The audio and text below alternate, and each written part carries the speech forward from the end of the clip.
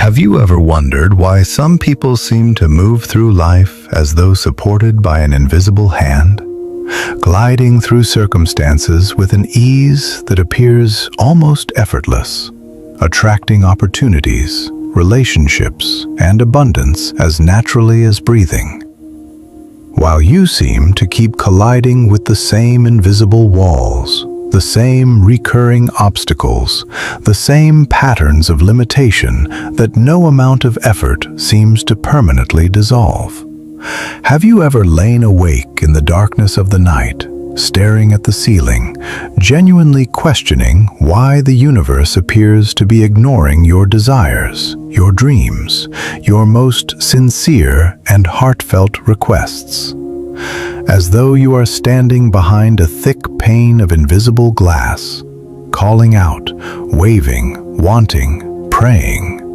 And from the other side of that glass, from that divine mechanism that is supposed to hear and respond, there is nothing. No signal, no answer, no movement. No matter how hard you work, no matter how earnestly you want, the external reality simply refuses to shift. The same cycles, the same financial tightness, the same loneliness, the same persistent feeling of dissatisfaction that no achievement seems to fully resolve. But what if I told you something that would permanently change the way you understand this experience? The universe, or what Carl Jung described in his profound analytical work as the collective unconscious, is not ignoring you. That vast and intelligent system, that divine organizing intelligence that underlies all of manifest reality, is not deaf to your signal.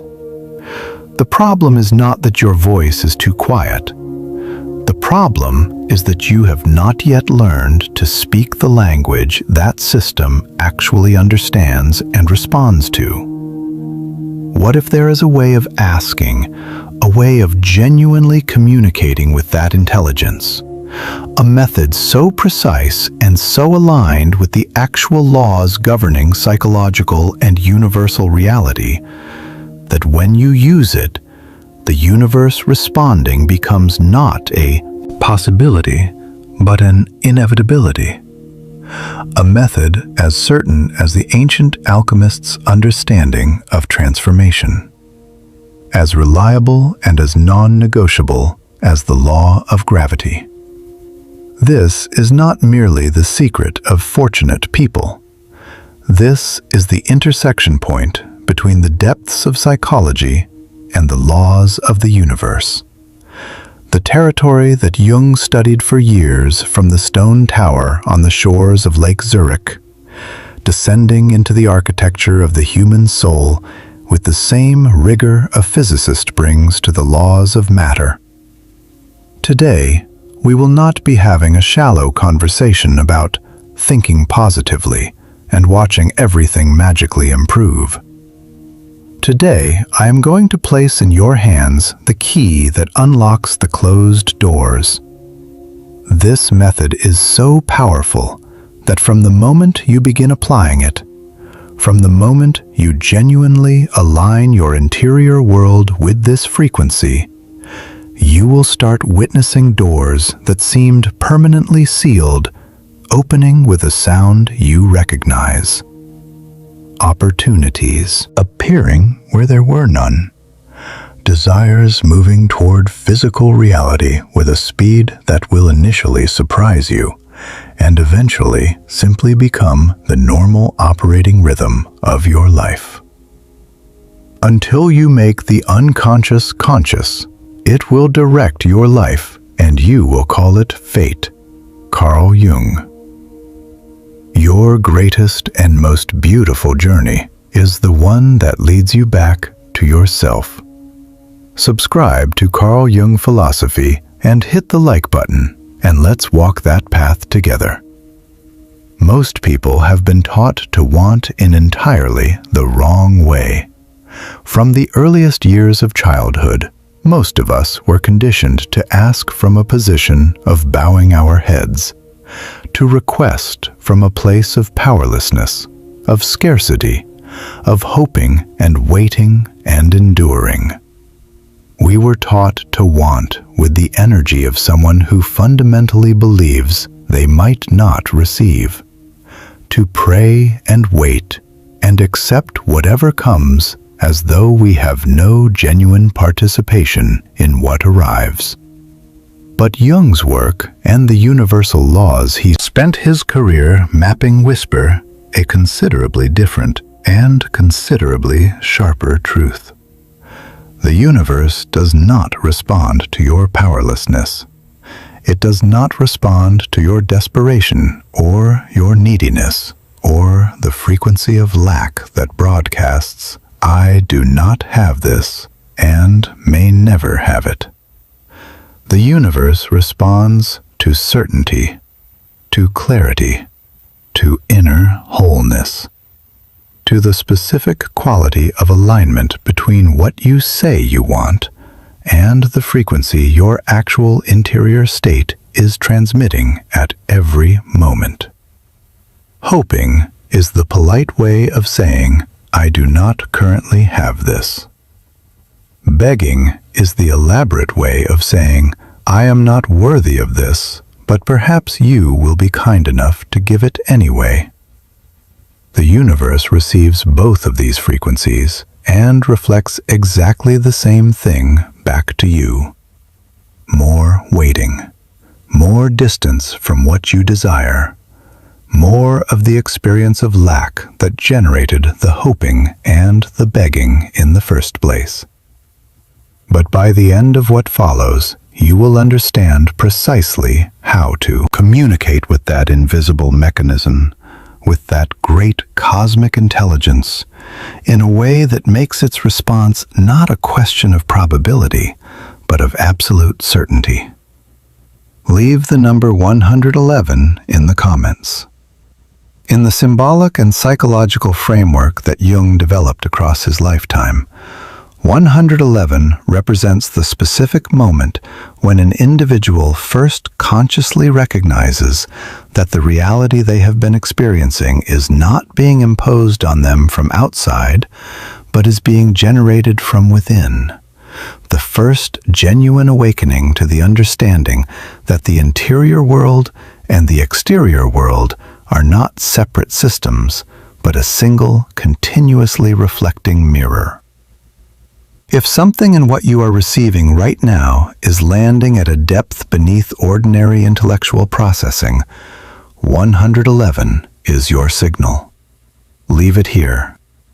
Let us conduct a thought experiment that will clarify the entire foundation of what we are exploring here. Imagine life itself as a vast cosmic restaurant, infinite in its design menu, limitless in what it is capable of serving, genuinely prepared to bring you anything you are capable of ordering with sufficient clarity. You enter this restaurant.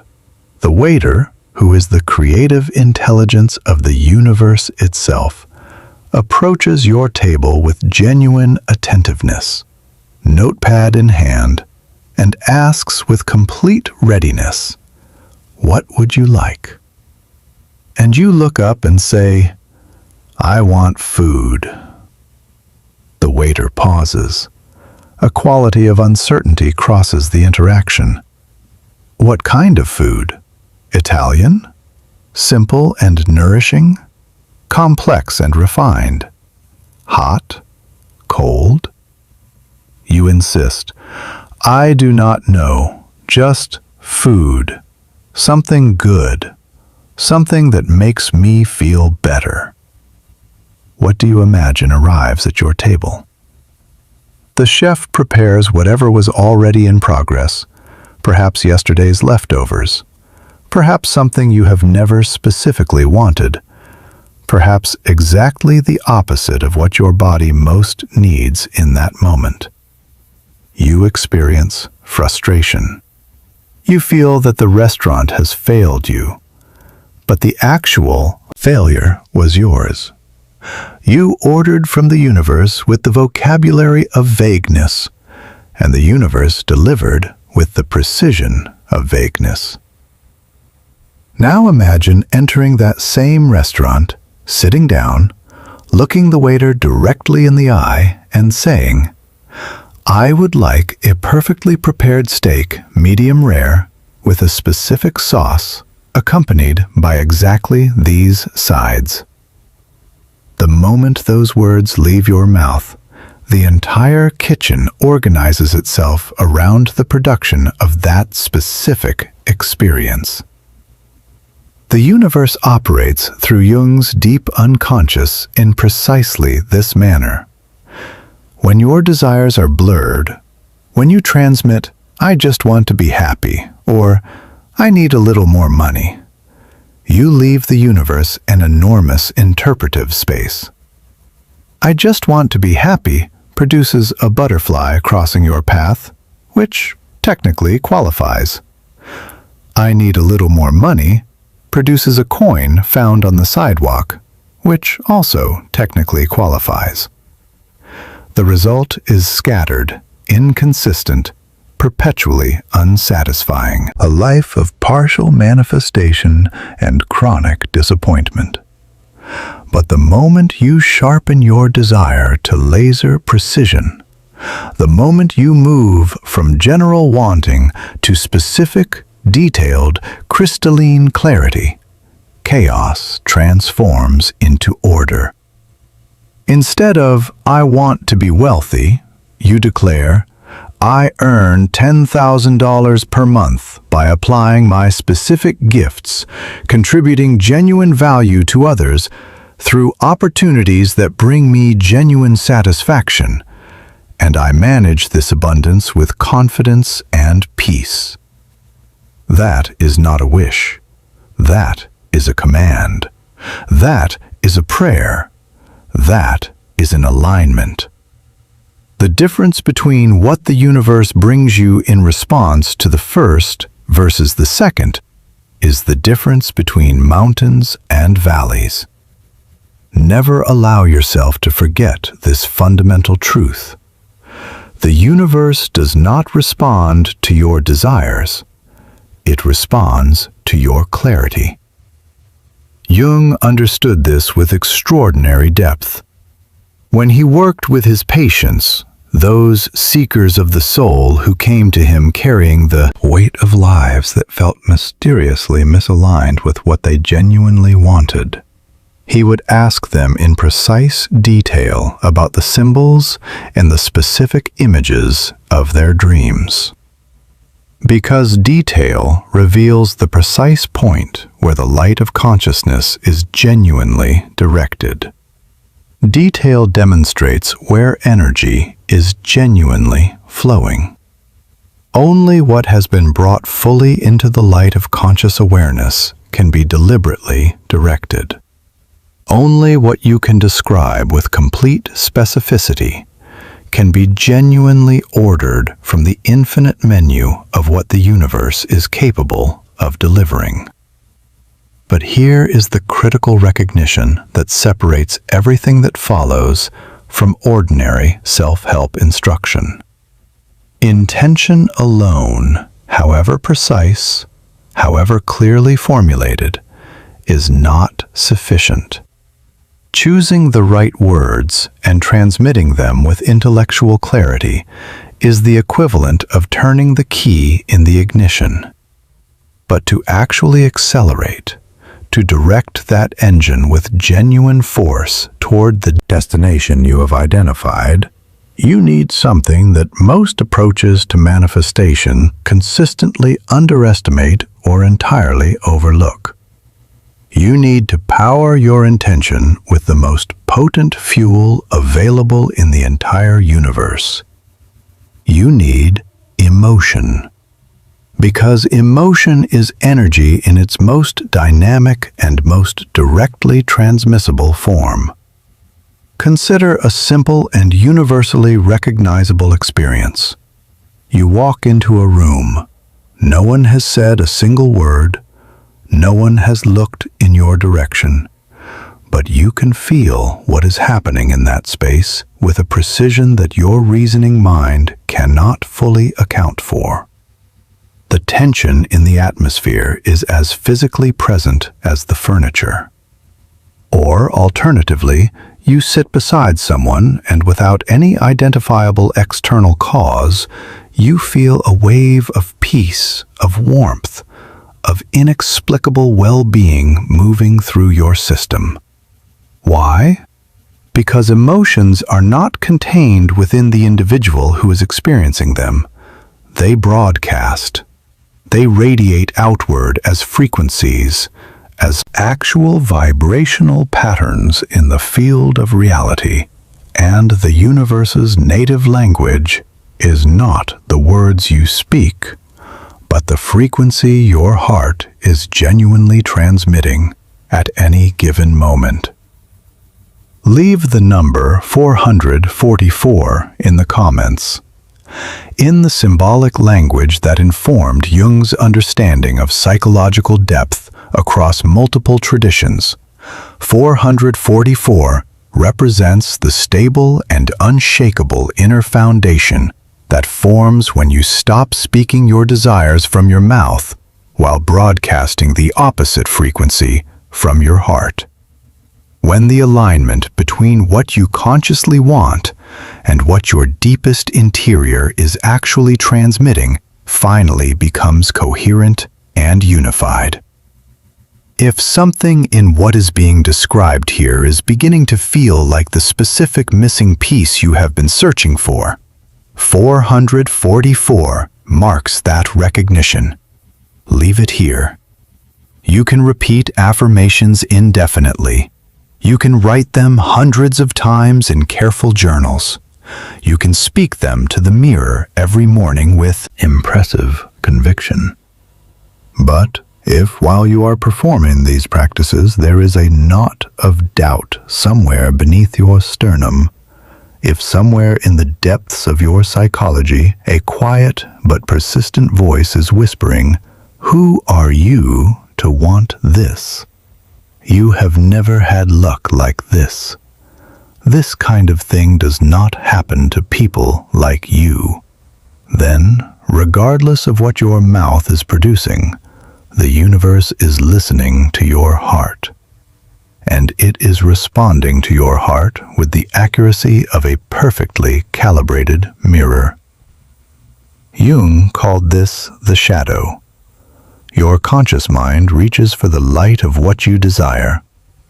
But if your shadow, the unintegrated unconscious dimension of your psychology, is simultaneously broadcasting the frequency of darkness and doubt, the shadow consistently overrides the conscious intention. Because the power of the unconscious operates at magnitudes that dwarf the power of the conscious mind. This is the precise mechanism behind what might be called the paradox of desperate desire.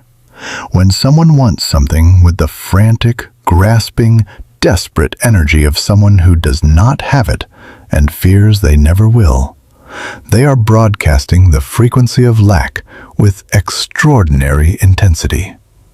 And lack, by the fundamental law of resonance that governs all manifestation, attracts more lack. The intensity of their longing, contaminated as it is with anxiety, with frustration, with the corrosive question of why hasn't this happened yet, is transmitting not the frequency of abundance, but its precise opposite. When those urgent internal questions arise, why is this still not here? What am I doing wrong? When will things finally change? What is actually being communicated to the universe's creative intelligence is, I do not have this, and I do not believe I will. And the universe responds with faithful precision. But when you invert the equation, when you adjust your emotional frequency to match the reality you desire as though it has already fully arrived, rather than desperately pursuing it from a position of current lack, what most people call miracles simply become the standard operating pattern of your existence. Do you want financial abundance? Stop waiting for your bank balance to change before you permit yourself to feel wealthy. Cultivate the interior experience of abundance, the feeling of sufficiency, of generosity, of ease and confidence in relation to money. Right now, with whatever resources are currently present in your life. Carry the interior posture of someone who has never doubted their capacity to provide for themselves and to create genuine value. The feeling comes first. The external reality follows. This is not self-deception.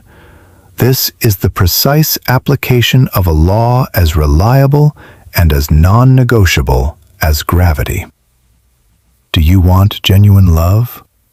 Stop waiting for the right person to arrive before you allow yourself to feel genuinely loved and genuinely worthy of love. Open the spring of love within your own interior first. Look at yourself in the mirror with the warmth and the genuine appreciation you would offer someone you deeply care for. Cultivate the feeling of being deeply seen, deeply valued, deeply connected.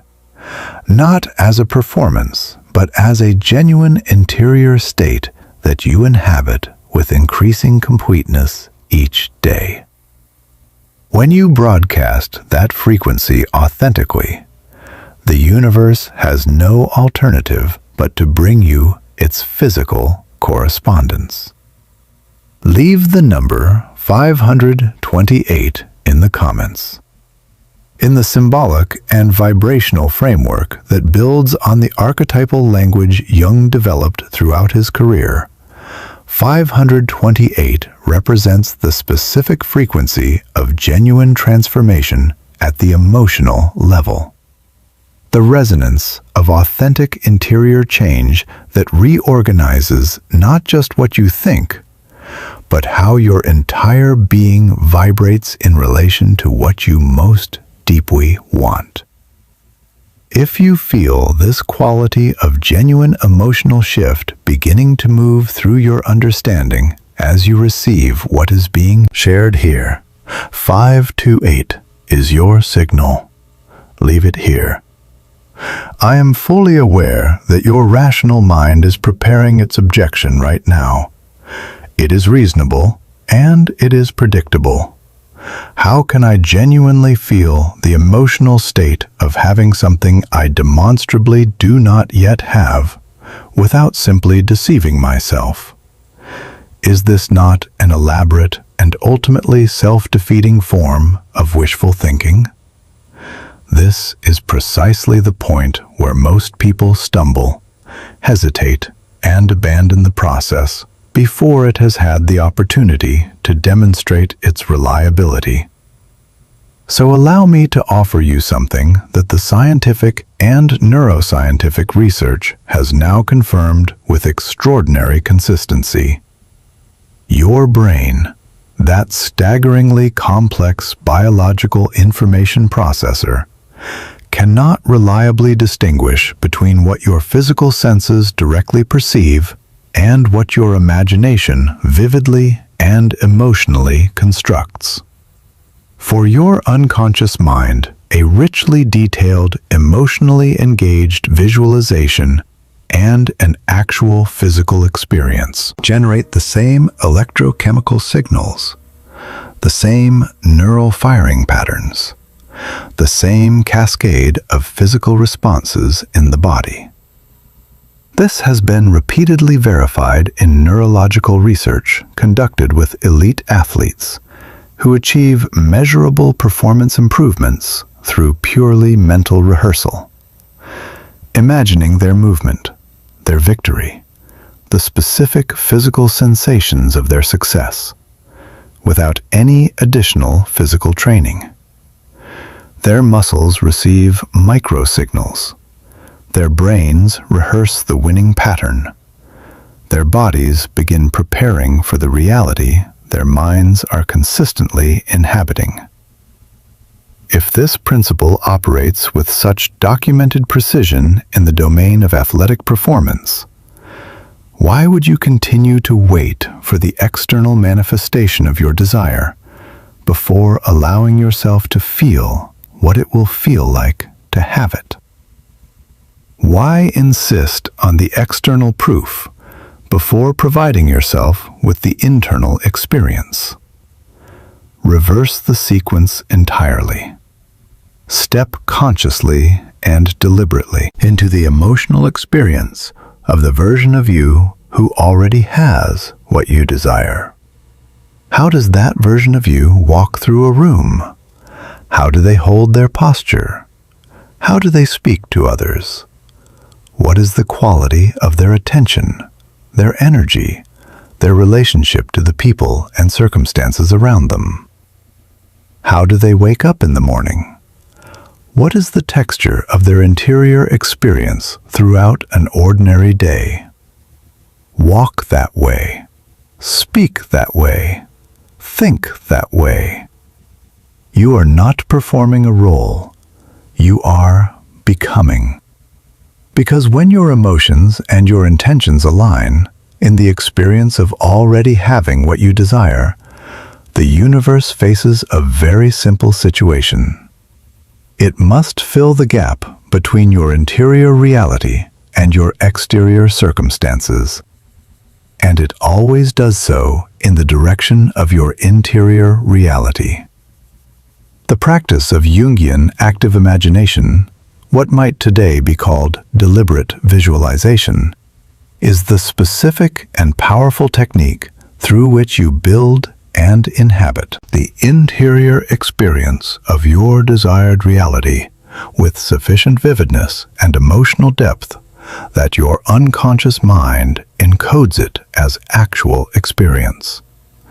This is not casual daydreaming. This is a ritual. Find a quiet space where you will not be interrupted, your interior sanctuary for this work. Close your eyes. Take several deep breaths and allow your body to genuinely release its accumulated tension. Clear your mind of the day's noise with the same deliberateness with which you would clear a workspace before beginning important work. Now construct in your mind a vivid, high-definition image of the reality you are calling into physical existence. Watch it as a film, but not as an audience member observing from outside. Experience it through your own eyes from inside the scene. What are you seeing? How sharp and bright are the colors? What is the texture of the environment around you? What sounds are present? Is there laughter, the sound of a city or landscape? Music, voices you love? Is there a scent? The specific smell of a new environment, a person you love, a place you have always wanted to inhabit. The more completely you engage all your senses, the more real this experience becomes for the unconscious mind that is receiving and encoding it. Then engage the emotions. Do not merely see it, feel it. If you are visualizing financial abundance, feel the specific quality of relief and expansion that comes when you check your account and see what you have been calling into existence. If you are visualizing love, feel the warmth spreading from the center of your chest when you are genuinely seen and genuinely valued by someone who matters to you. The critical key is experiencing this as happening now, not as a future event to be hoped for, but as a present reality already in existence, waiting only for the physical dimension to catch up with what is already true in the interior. But here we arrive at the specific threshold where most people discover their most stubborn and most revealing resistance. Even with perfect visualization practice, even with the intention to genuinely feel the desired reality, a deeper layer of the psychology continues to insist that none of this is genuinely available to someone like them. These are Jung's complexes, the deeply embedded limiting beliefs that function as invisible psychological bars, confining you to the same recurring experience, regardless of how much you consciously want to create something different. You recognize them by the specific character of the internal whisper. Money is hard to earn and harder to keep.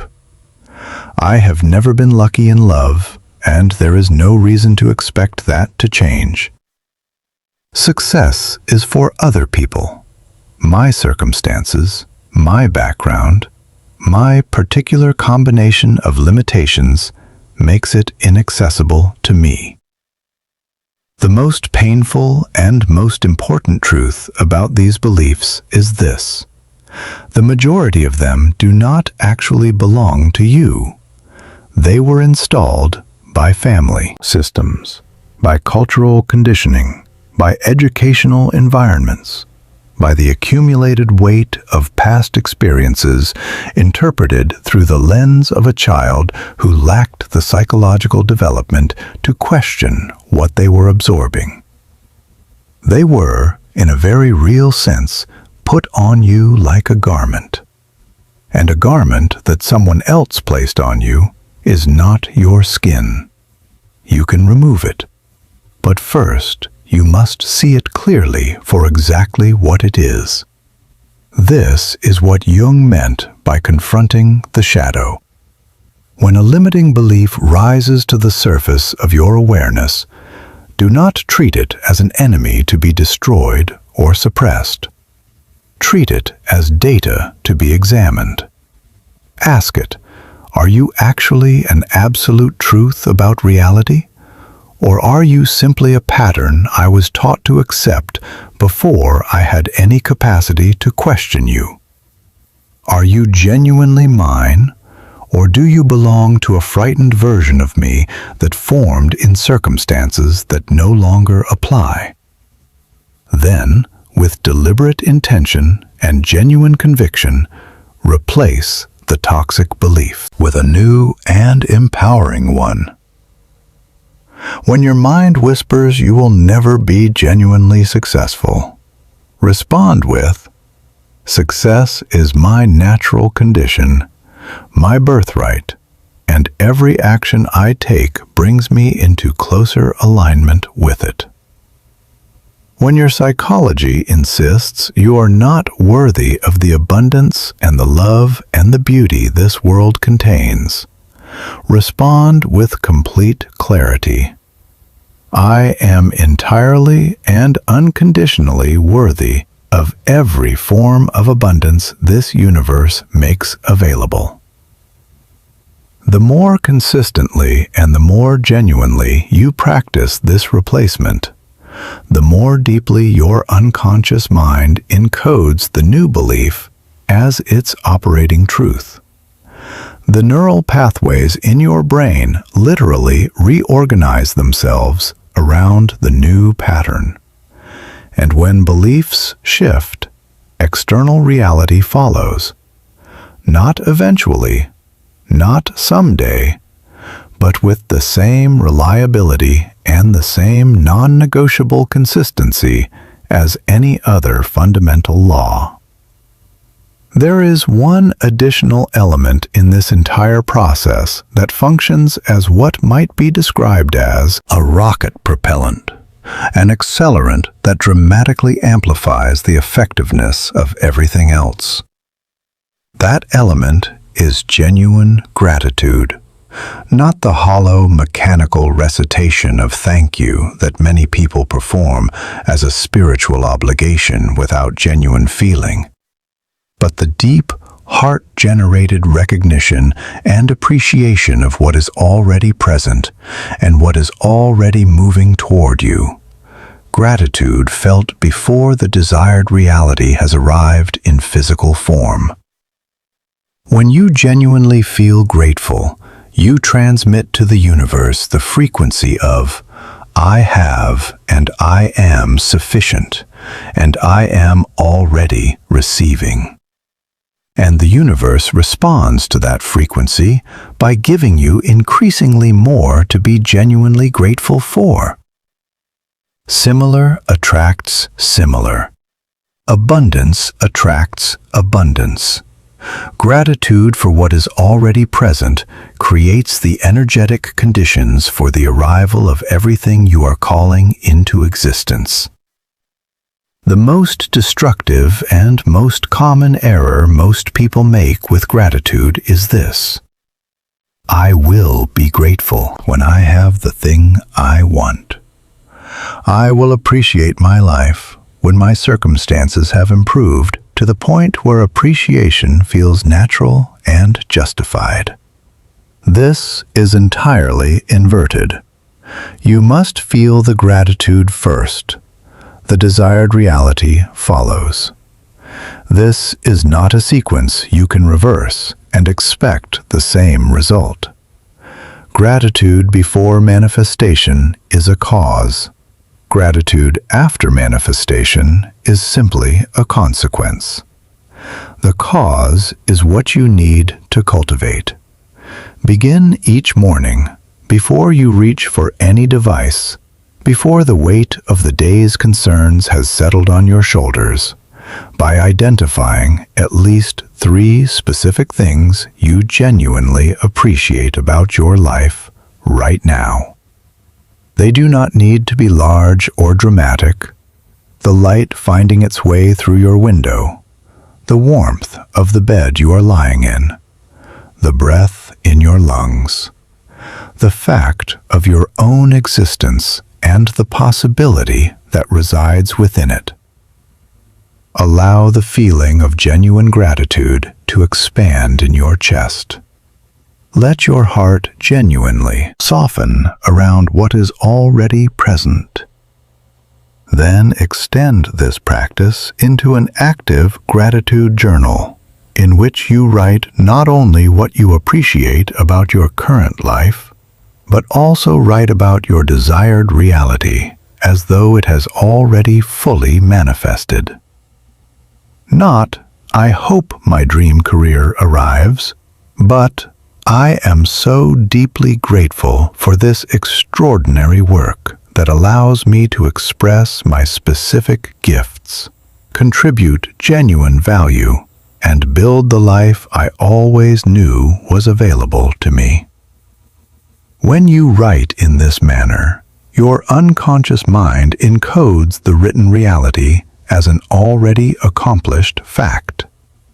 Your relationship to time itself begins to shift, and the universe, receiving this signal with perfect clarity, organizes itself to close the gap between your written declaration and your physical experience. One critical recognition remains, and it is the one that most distinguishes genuine manifestation from mere wishful thinking.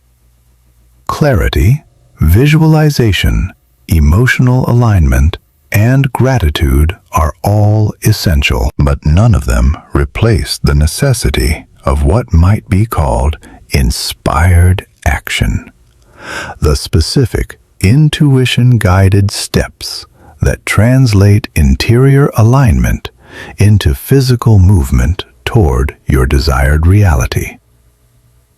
The universe prepares opportunities, opens doors, orchestrates what appear to be coincidences, but you must walk through the door. You must take the action that your inspired intuition identifies as the next right movement. If you want financial abundance, study the domain of finance, understand investment, Develop your skills. Pursue the opportunities that align with your deepest gifts. If you want genuine love, become the most complete and authentic version of yourself. Open your heart genuinely to connection. Allow yourself to be known rather than performing the version of yourself you believe will be most acceptable. Opportunities rarely arrive with the drama of thunder. They come as quiet nudges, an idea that appears in a moment of stillness, an impulse to reach out to someone specific, a feeling that draws you toward a particular course, a sense that a specific direction deserves exploration. These are the universe's communications. These are, as Jung understood them, the self speaking through the language of intuition. When something from within consistently draws you toward a particular movement, trust it, act on it.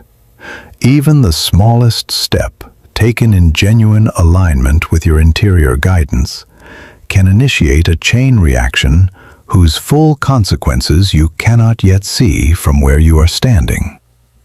And then, and this is the dimension of the process that the ego finds most genuinely difficult, surrender.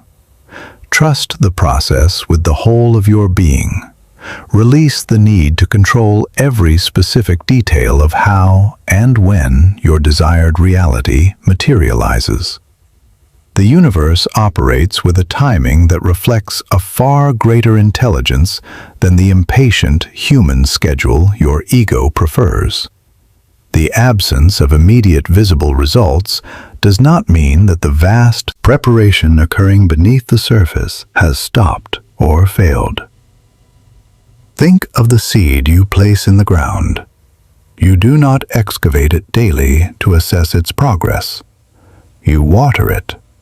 You ensure it receives light, and you trust with the confidence of genuine knowing that when its time arrives, it will emerge.